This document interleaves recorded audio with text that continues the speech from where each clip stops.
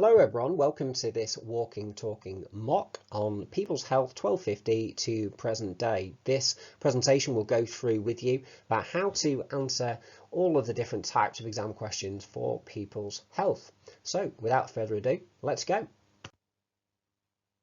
So as part of this exam, you will need to consider what are called the second order concepts, or the SOCs. So the main second order concepts to be aware of are firstly cause and consequence. So why things happen and what's been the impact of those. Similarity and difference, which means similarities and differences within the same time period. So it might be a diverse experience between rich and poor people, or diverse experiences between people living in towns and villages in medieval times. Historical significance. So did the event affect a lot of people? Was it remembered? Has it resulted in change? Does it still resonate with us today, for example? And then continuity and change. So this is comparing across time periods. So what's been the same between medieval times and the early modern period, and what's changed perhaps between the early modern period and industrial times. So especially for any question that asks you to explain and analyse, you need to think about where you're going to put in your second order concepts, and of course there's some good tips on language there. This is particularly important in the People's Health for question 2, where you have to frame your response around a second order concept. So you might want to come back to this slide when you're thinking about the idea of second order concepts. So this slide just goes through with you about how you will be examined on People's Health. So it gives you an overview of the assessment.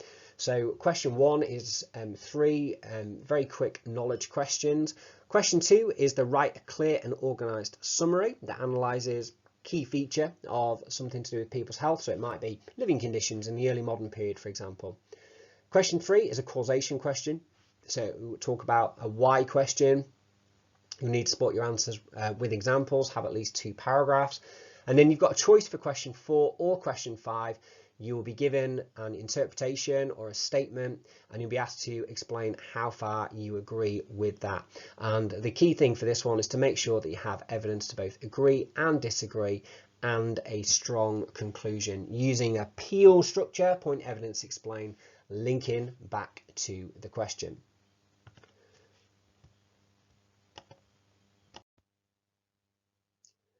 So we're going to look at this example question today, this past paper, and this just shows you exactly what the past paper looks like, the format that it looks like, and you can see there visually how many marks each question is worth. So the whole paper itself is out of 40 marks. There's no mark for spelling, punctuation and grammar on this exam.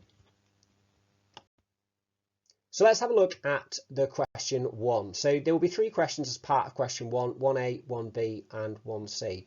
So here are 3 questions that we're going to look at how you would tackle them. So the first one, name one aspect of people's lives in the period 1500 to 1750 that led to poor public health.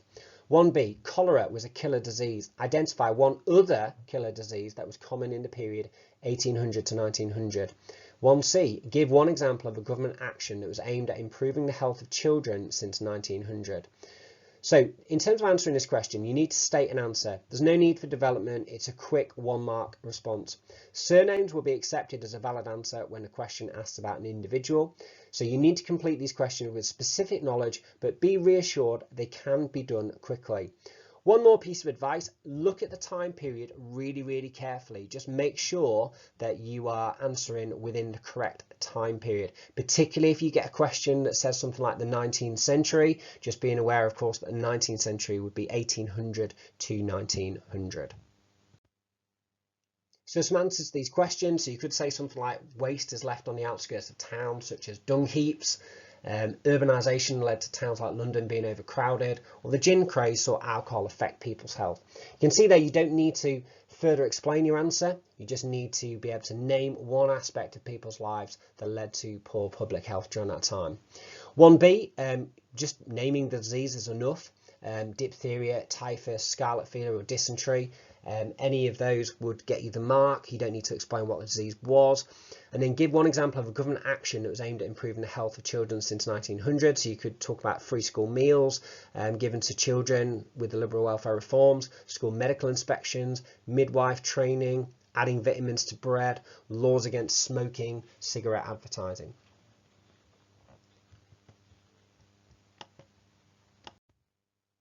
So question 2 is worth 9 marks.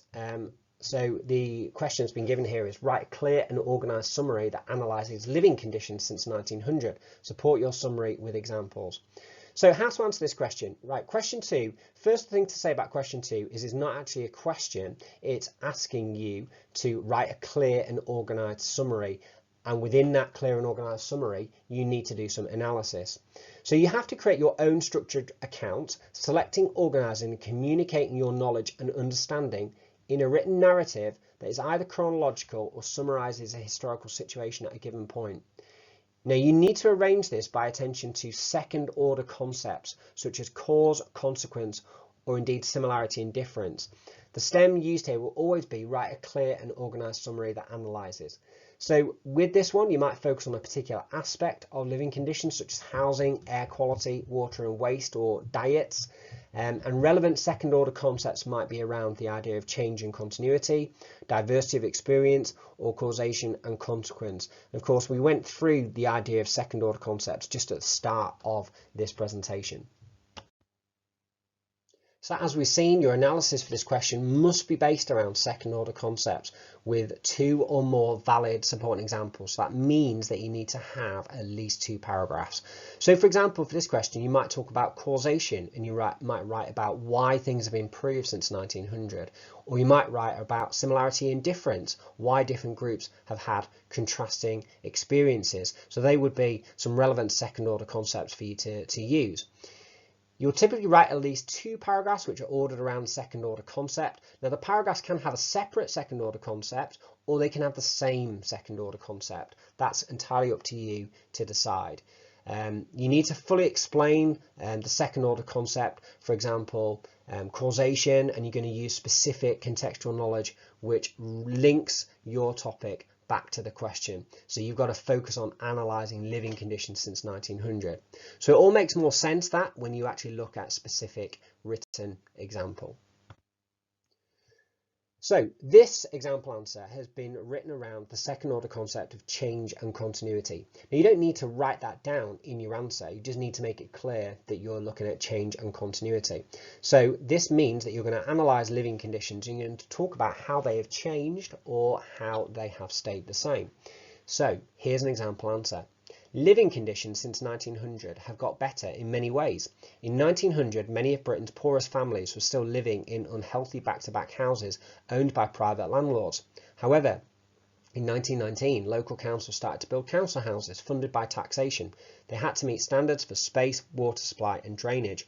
Also, air quality has improved. In the first half of the century, there were frequent smogs in big cities from coal burning, which caused bronchitis and pneumonia.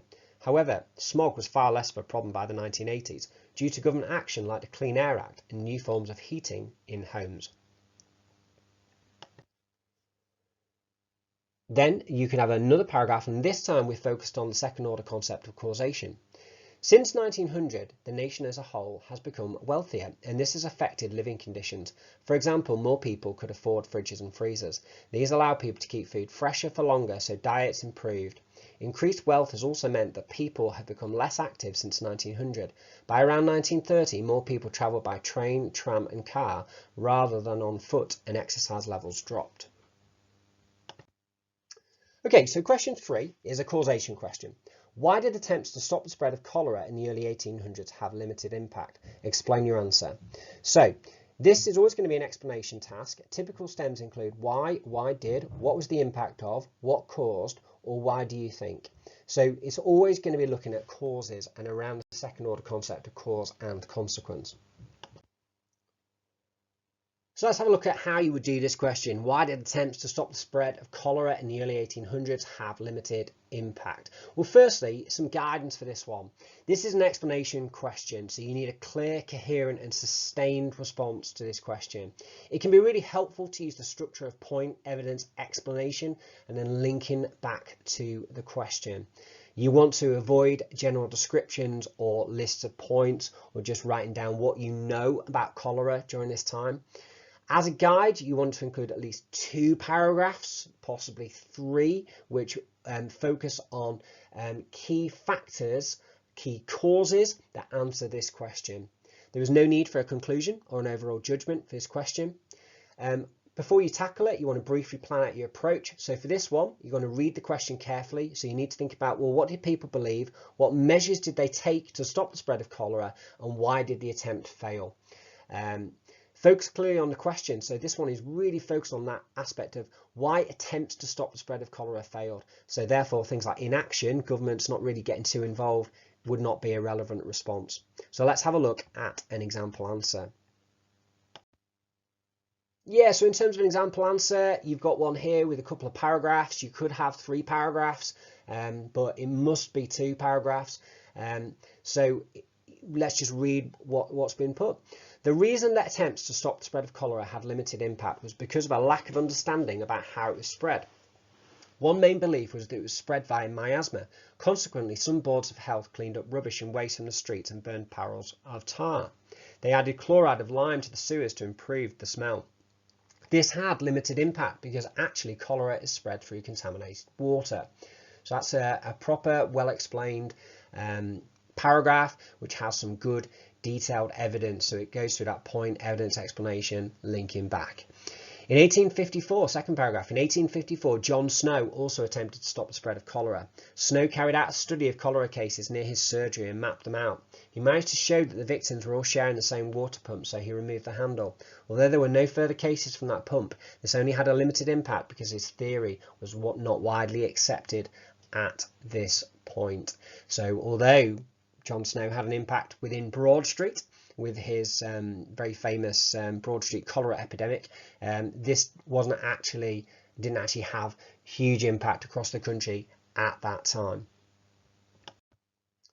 Okay, moving on to question 4 or question 5. So for this question, you'll be given an interpretation and then you need to be able to explain how far you agree with it. So in this answer, science and technology were the most important factors that improved public health in the early modern and industrial periods. How far do you agree?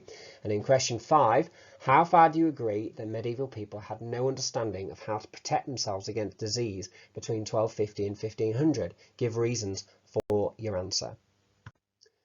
So for this question, you need to write about both sides of the argument. If 2 time periods are asked about in the question, then both must be written about. There must be a degree of balance with both sides, but it does not have to be equal. So the best answers have what are called 4 explained points. So it could be 2 on either side of the argument, or it could be a 3-1 split.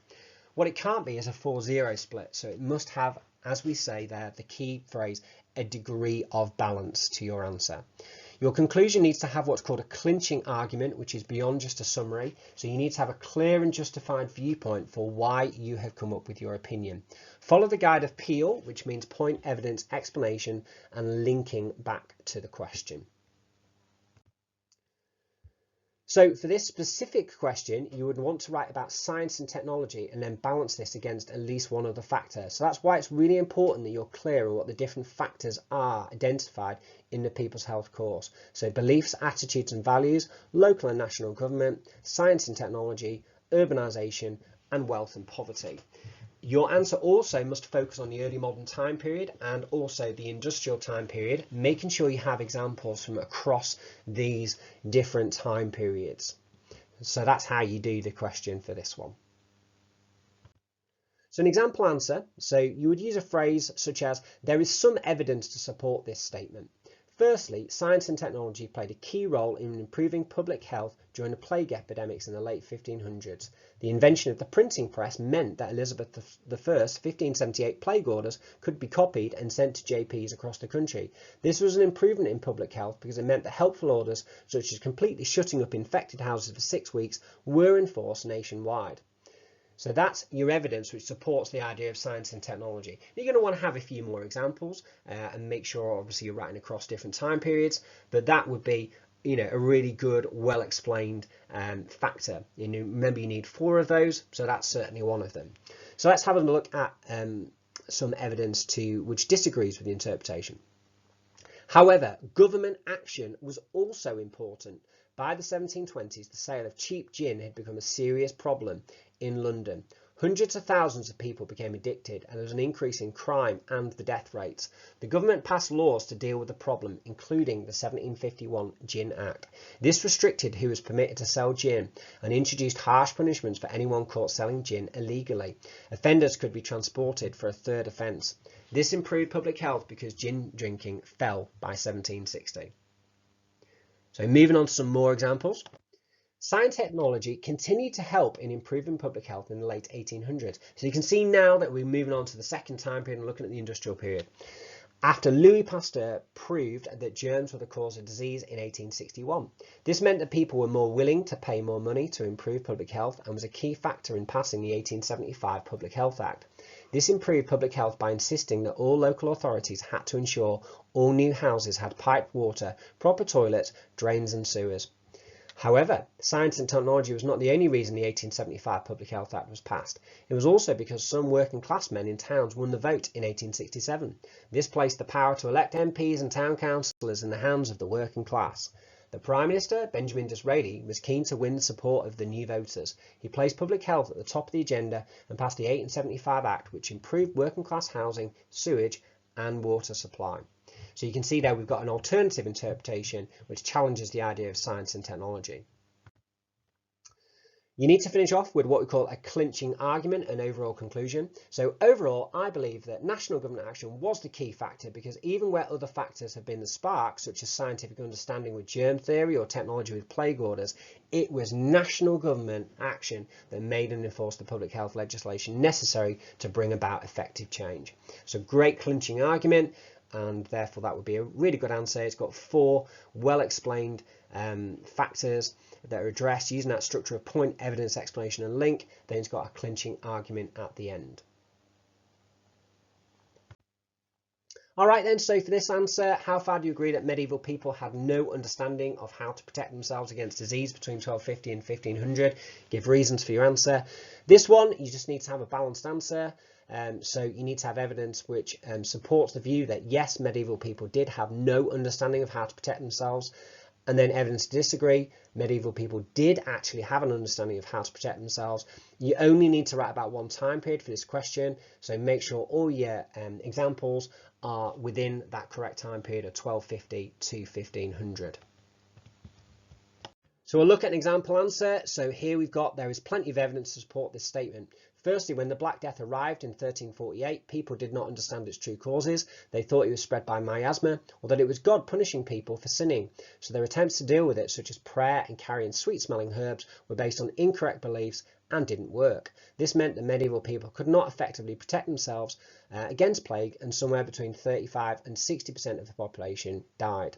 On the other hand, medieval people did recognise that plague could spread from person to person, even if they didn't understand how.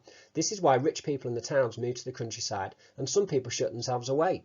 There are even records of people deserting their plague-stricken children. This would have protected them against pneumonic plague, which spread through coughing and sneezing. However, medieval people also believed the body was made up of 4 humours: blood, phlegm, black bile and yellow bile, and that people got ill when their humours weren't balanced. Medieval doctors often tried to rebalance humours by cutting a patient's veins open to let out blood. This was not an effective way to protect themselves against disease, and in fact could carry infection inside the body. Yet medieval people did know the importance of a clean environment in preventing disease. By 1500, most towns employed rakers and carters to dispose of rubbish outside the town walls. Most butchers and fishmongers were ordered to do their cutting on the edge of the town. This shows that although medieval people lacked understanding of germs, they did employ limited methods which would have protected themselves. Overall, it would be wrong to say that medieval people had no understanding of how to protect themselves against disease. They did understand the value of cleanliness and the dangers of close contact with plague victims. However, they also relied on incorrect theories, which meant there was no coordinated response to outbreaks of disease, especially as they had no mechanism to scientifically prove the more accurate ideas. Okay, so that's been a history revision lesson focused on the people's health. We've gone through all of these different questions. So just remember, for question 1, you need a 1-word or short phrase answer. Be specific, couple of minutes. Question 2, write a clear and organised summary. So you need specific knowledge. Use 1 or more second order concepts. 2 paragraphs, 12 minutes. Question 3, a why question. 2 paragraphs, specific knowledge, focus on the second order concept of causation. You're going to use the sort of point, evidence, explanation, link structure. And in question 4 or question 5, you are basically making a clear and well-argued judgment. You evaluate an interpretation, so reasons to agree and disagree, a conclusion with a counting argument, and you're going to spend about 24 minutes on that question. Thanks very much for listening. I hope that's been useful. Goodbye.